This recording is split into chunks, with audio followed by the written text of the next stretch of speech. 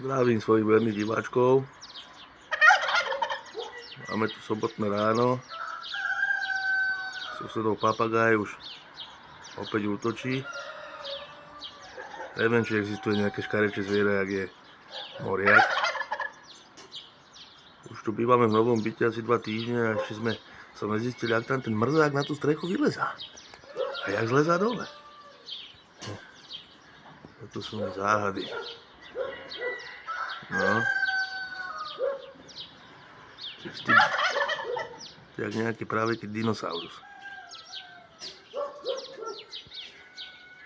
Feďo! No, počúva na slovo, Feďo. Dostal aj meno už.